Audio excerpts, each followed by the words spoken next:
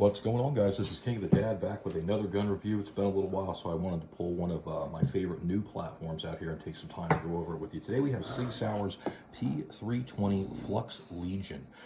You guys are familiar with Flux. Flux has been making a chassis system for a couple of years now, where you could take your fire control group, your upper, and essentially put something together that bridged the gap between a traditional handgun and a full-size SBR. And so that's what they've done here. So Sig's Flux Legion, this is done in Legion Gray. You'll see the token Legion logo on the side.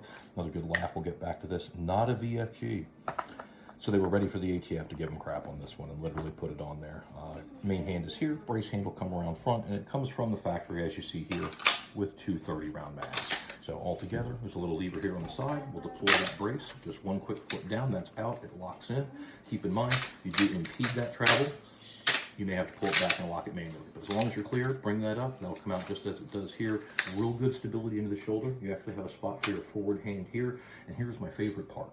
Right here where the thumb will be located if you were on a vertical grip. All we're doing is dropping that, coming back up. 130 drops out of the rear with one press of the button that releases the front. So it's a real quick down and up, and you are back in the game.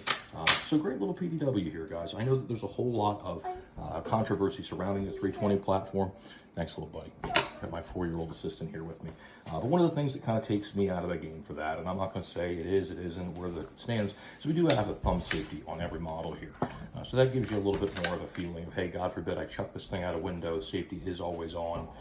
Some neat things they've done here too. We have QD swivels in both the brace and the receiver, depending on what height you want to run a 1-point, if that's your game.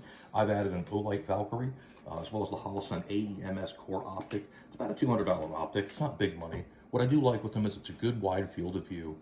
You'll note here that you still do have access to your iron sights in the event of a catastrophe. Or even if you just wanted to run it as an overall smaller platform, you could do that. Let's move on to the front. So if you want to run a Trijicon style optic, you can. I'm going to tell you this out of the gate. You can look here just by the height between the pit to this, that if I am going to run something like that, unless it's a real low co-witness, and even then, I don't know, I think you're going to have to bring that up anyway, just to get not impedance from the actual polymer rail section here. In the front, we do not have a ported barrel, but love that. We do have a ported slide. So barrel is not ported, slide is ported. What this should do is just keep our muzzle down. Subsequent split time should be closer to what you would get out of a full-size carbine or an SBR in 9. And they extend the rail here past a bit, just so we're not getting our hand anywhere that we're going to lose hair. 9mm is not going to cut your hand open, but it will definitely singe you if you have hairy hands. Love this as a PDW, guys. And just to give you another idea, 30-round mags here. I have another set here, the same setup, except I'm running 21-round mags. The 21-round mags will stop a little shorter in the frame, just allows us to fit into the bag a little differently.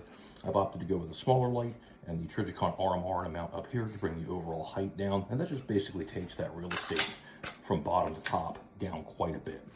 If you want to fit it in the bag, you want to go that route, you can always carry the 30s as a backup. Extremely versatile.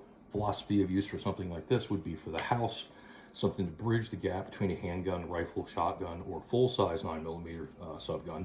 But it's something that we can still fit in the bag. I have a little 4-year-old assistant.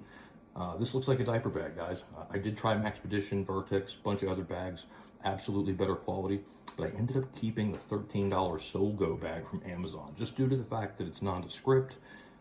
If you're a tactical guy or you're a gun guy, we all tend to love earth tones and our bags. You can kind of tell, I bet that guy's got a gun. So going with something nondescript. There's a lot of environments in which policy states I can't have a firearm, but it is not the law. So I will opt to just kind of remain gray, so to speak, in those areas and carry something a little more nondescript.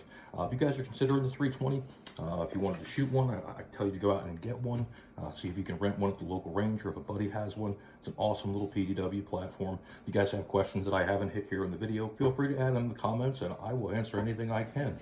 Until the next one, guys, stay safe. This is King of the Dad, and I am out. Sig P320 Flux Legion. Talk to you soon.